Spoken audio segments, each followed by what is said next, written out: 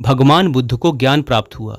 जब लोगों को पता चला कि बुद्ध को ज्ञान प्राप्त हुआ है तो लोग यह जानना चाहते थे कि बुद्ध को क्या ज्ञान प्राप्त हुआ है, उन्होंने क्या नया जाना। नया इसलिए क्योंकि संसार में पहले से ही ज्ञान का भंडार भरा पड़ा है और जिस ज्ञान को सब जानते हैं उससे अलग बुद्ध ने क्या जाना।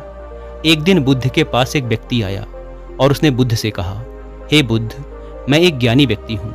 मैंने सभी शास्त्रों का गहन अध्ययन किया है, मैंने वेद पुराणों का अध्ययन किया है, मैंने गहन चिंतन मनन किया है। मैंने सुना है कि आपको भी ज्ञान की प्राप्ति हुई है। मैं यह जानने आया हूँ कि आपको क्या प्राप्त हुआ है, वह कौन सा ज्ञान है जिससे अब तक हम सब अनजान थे। आपको क्या प्राप्त हुआ है बुद्ध? उस व्यक्ति की बात सुनकर बुद्ध मुस्कुराए और बोले, मुझे कुछ भी प्राप्त नहीं हुआ है, बल्कि मेरे पास जो था वह भी चला गया। व्यक्ति ने कहा, आपसे क्या चला गया बुद्ध? बुद्ध ने कहा, लोभ, मोह, माया, लालच, ईर्ष्या, क्रोध, कामना, इच्छा, वासना, ये सब मुझे छोड़ चुके हैं। वह व्यक्ति बोला, फिर आपने क्या पाया बुद्ध? बुद्ध ने कहा, कुछ भी नहीं। इस पर वह व्यक्ति बोला, फिर लोग ये क्यों कहते हैं कि आपको ज्ञान की प्राप्ति हुई है? क्या आपने ज्ञान प्राप्त नहीं किया? बुद्ध मुस्कुराए और बोले, मैंने ज्ञान प्राप्त नहीं किया। ज्ञान तो सर्वत्र है, कण कण में व्याप्त है, उसे प्राप्त करने की आवश्यकता नहीं है। मैंने तो केवल अपना अज्ञान खो दिया है। अज्ञान खोने के बाद क्या बचता है? व्यक्ति बोला, अज्ञान ना होने पर तो सिर्फ ज्ञान ही बचता है। बुद्ध ने कहा, जब ज्ञान और अज्ञान दोनों ही ना बचें तब क्या बचेगा? वह व्यक्ति बुद्ध के चरणों में गिर पड़ा और बोला, हे बुद्ध, इस स्थिति के बारे में तो मैंने कभी विचार ही नहीं किया। बुद्ध कहते हैं, मेरे पास जो कुछ भी था मैंने सब खो दिया।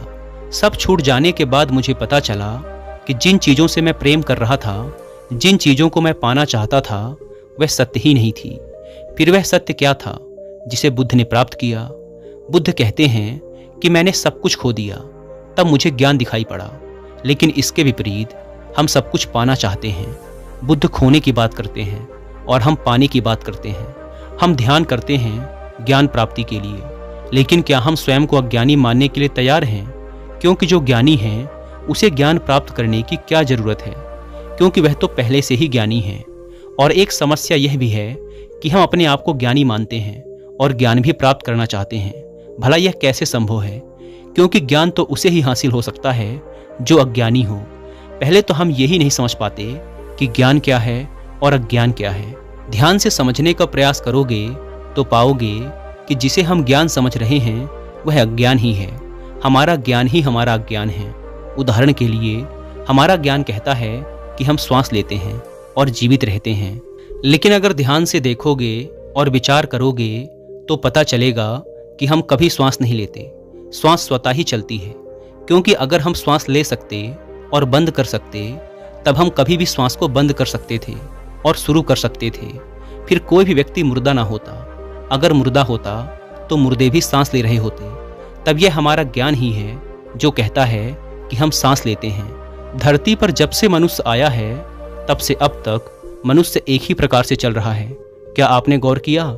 व्यक्ति गरीब हो या अमीर, सब में एक ही जैसी भावनाएं हैं। सब क्रोध भी करते हैं, सब प्रेम भी करते हैं, सब स्वार्थी हैं, सब लालची हैं, सब एक दूसरे से आगे भी निकलना चाहते हैं। इतिहास में बहुत बड़े बड़े राजा और सम्राट हुए जिन्होंने अपनी इज्जत बनाने और बचाने के लिए बहुत कुछ नष्ट किया, बर्बाद किया।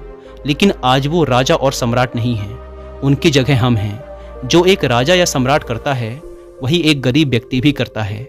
वह भी अपनी इज्जत बचाने के लिए कुछ भी कर सकता है, किसी भी हद तक जा सकता है, कितना भी गिर सकता है, किसी की भी हत्या कर सकता है, किसी को भी बर्बाद कर सकता है और खुद के प्राण भी ले सकता है।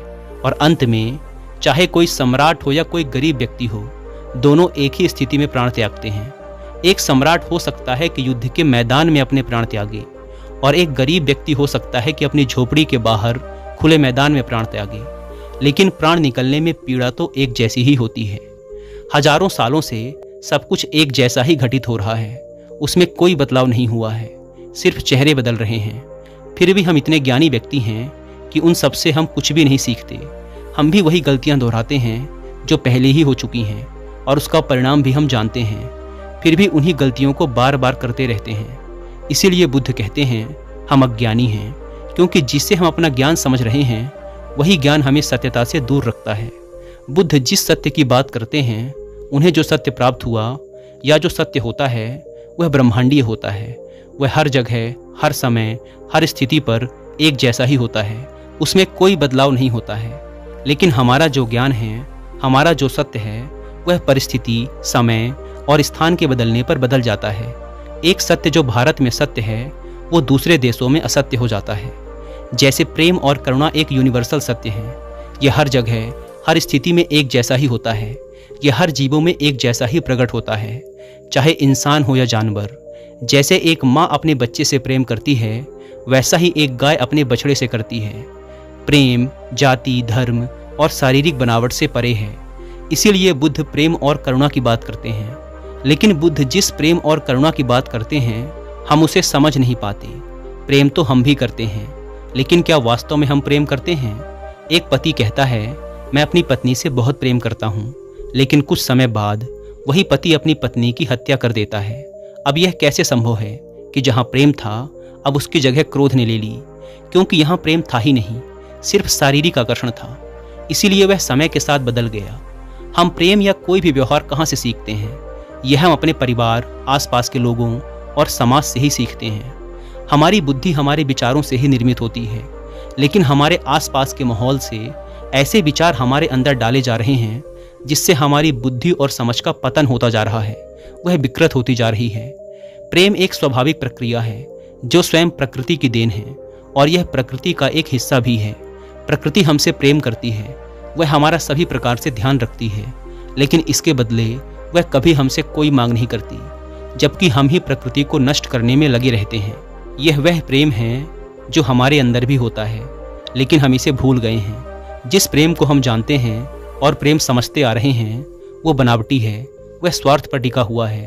उसे हमने बाहर से, यानी अपने समाज और आसपास के लोगों से सीखा है। समाज में जैसा दिखाया जाता है, हम बिल्कुल वैसा ही करना चाहते हैं, वैसा ही बनना चाहते हैं। हम वैसा ही प्रेम भी करना चाहते हैं। हम हर चीज़ में समाज की नकल करना चाहते हैं। हम अच्छा दिखना चाहते हैं, लोग हमें देखें तो कहें कि देखो कितना प्रेम है इनमें। वास्तव में जो सत्य है वह बहुत दूर नहीं है, बिल्कुल हमारे नज़दीक ही है, वह हमारे ही अंदर है। हमने अपनी आंखों में पट्टी बांध रखी है, दिखावे की पट्टी, समाज की नकल करने की पट्टी। इसीलिए हम अपने अंदर के सत्य को देखना ही नहीं चाहते, या ये कहो कि हम इतने व्यस्त हैं कि हमें यह सोचने का समय ही नहीं है कि हम रोज़ जो कर रहे हैं उससे हटकर कुछ और भी किया जा सकता है। अपनी सामाजिक बुद्धि को छोड़ दें, जो समाज ने सिखाया है उसे कुछ समय के लिए भूल जाएं और स्वयं को समझें, खुद को जानने का प्रयास करें। आपके सबसे करीब आप खुद ही हैं। आपसे ज़्यादा आपके करीब और कोई हो ही नहीं सकता। दूसरे किसी भी व्यक्ति से ज़्यादा आप स्वयं को बेहतर जानते हैं। देखें कि आप क्या जानते हैं।